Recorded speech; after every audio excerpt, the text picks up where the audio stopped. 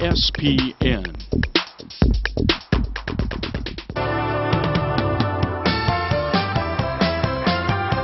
And now back to Operation CARE's response to domestic violence. And welcome back to the outreach presentation by Operation CARE. And we're back with Anna and Natalie. Welcome back. Thank you. We're going to talk about the responding to domestic violence in Amador County. And since this is the month of the Domestic Violence Awareness Month, do you have any programs that you are doing this month? During this month for Domestic Violence Awareness Month, we have baskets out in the community that have purple-related items in them that people can wear in support of victims, survivors, and prevention of domestic violence. We also have a Purple Soldier Neon Fun Run coming up on October 25th, geared towards raising awareness of domestic violence in our community. What is your phone number where they can call you, Anna? If they're interested in the fun run or domestic violence-related things, they can call our office number. That's 223-2897. If it's a crisis-type situation and they need assistance after hours, they can call 223-2600. It's our 24-hour crisis line. Okay. Advocates man that number all day long. Wonderful. Well, here comes the hard questions. I'm ready. Are you ready? Yes. What advice and information would you like to give to a victim if they are watching this show? If there are any victims or survivors watching the show tonight, we'd like them to understand that what's going on to them is not their fault. First and foremost, perpetrators commit domestic violence for a number of reasons, the main reason being power and control. They're doing this to exert power and control over you. And it doesn't matter how good you make dinner or how clean you get the house. If they want to exert that power and control and abuse you and continue doing these things to you, they're going to do that until they go and get some help. So the only thing that you can do for yourself is to get help for yourself. Try and leave the situation. If you're able to reach out to our agency, reach out to other agencies, resources in the community, get some assistance for yourself. If you have children, it's very important to recognize that children are affected by domestic violence. There's research showing that even children who are in vitro are affected by domestic violence. Really? Yeah, there's some research going on right now that shows in the womb that they can hear the sounds of it, the yelling, the screaming. You know, also if there's hitting going on, that's not very good for the baby in the womb. Wow. So there's, if there's any victims or survivors watching the show tonight, just know that we're here. We offer services. Everything we do is free. We're here 24/7. And the number again for the assistant is 223-2600. Yes, our number is 223-2600, and that's a 24/7 crisis line.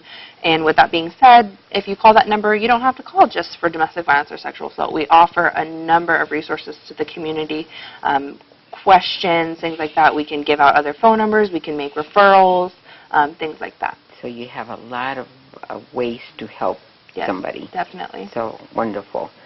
Then what should a friend or family member do if they think someone they know is being abused? That was one of my questions. If you have a family member or a friend that you suspect is being abused, then just offer as much support as you can. Let them know that you're there for them. If they need to talk, that you're going to listen. Don't blame them for the situation that's going on or act appalled that they would stay, because you don't understand what they're in. And just be there for them and let them know that they're not alone. Offer our crisis line, the 223-2600. Offer our services. Let them know that if they want to come to Operation CARE, we'll provide them with counseling, or we'll provide them with other resources to the community, a safe house if they need it. And on the other side, understand that they may be in denial. They may not understand what's going on in their own environment. Sometimes you can be right in the middle of it but not understand that it's abuse. So that's our agency does outreach for that to provide education to the community. Some of our runs, if it's a run, but we have information there. We have brochures and stuff like that. So just by going to the run and sharing that experience, they might pick up some information and understand that, oh, verbal abuse is a form. There's financial abuse. What's that? It just might get them thinking in a different route. That's great. I mean, that's so much information that I'm learning myself, you know. We live in this little world sometimes that we don't know what goes outside our doors. And when you hear that these things happen, you just go, whoa, you know. I was in it for just a little bit because I'm a very independent woman, and I picked it up right away, you know. But another question that I have is, can you explain what confidentiality is and what it means for your clients? Yeah, you know, that's another thing that I was thinking when she was saying, you can call, we can give you this information, that information, but how do they keep it from the person that is abusing them? I mean, how can they feel safe that you are not going to, you know, call them back and he's going to answer the phone or she's going to answer the phone, you know, depending on who it is that is calling?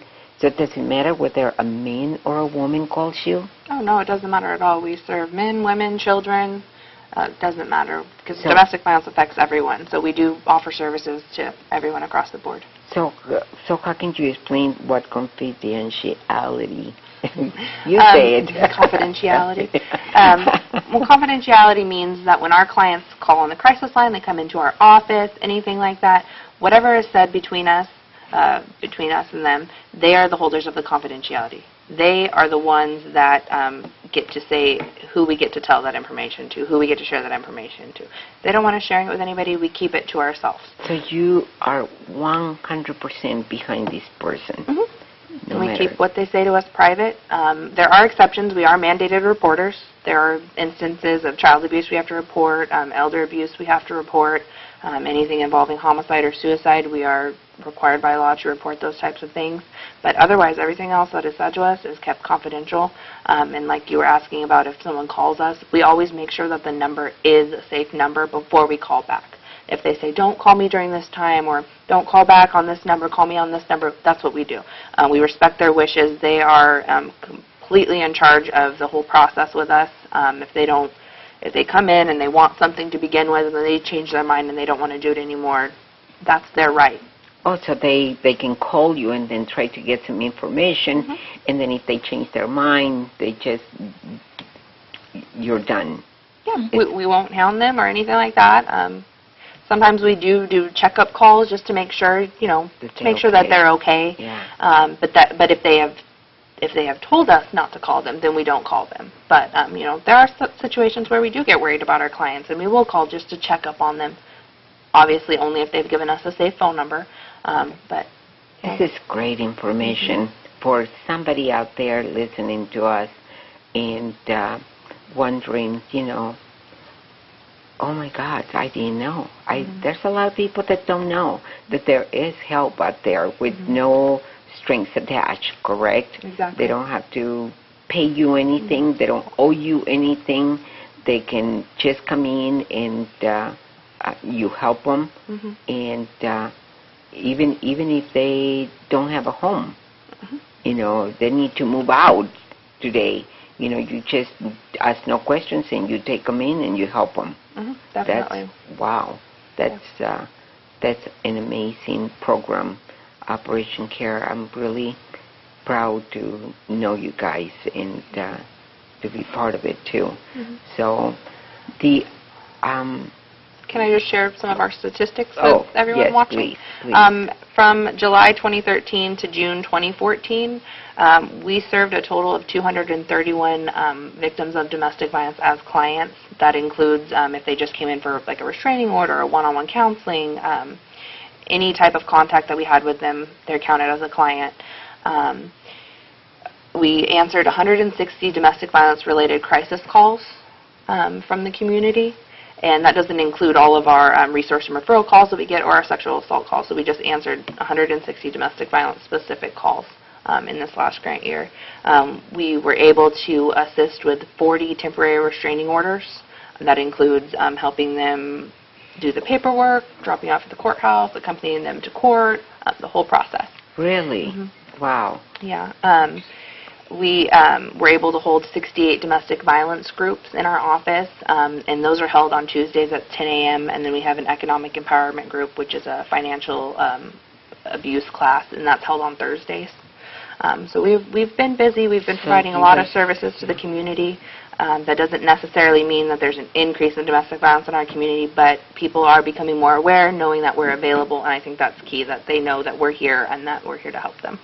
That's an amazing. I'm just so impressed of what Operation CARE is doing for Amador County, and I'm right behind you. I'm just right with you. Mm-hmm. Anything and that's what that we need I can is community support. The support of all of us, you know, to, if you want to donate or want to call or help or even volunteer, correct? Yes. All you have to do is call the Operation CARE number at 223-2897. We will be taking a little break, and oh, this is goodbye. So we want to thank you for watching, and always remember, if you need help, call Operation CARE. Bye. You're watching Amador County's local television network, TSPN. You've been watching a TSPN outreach presentation of Operation CARE's response to domestic violence.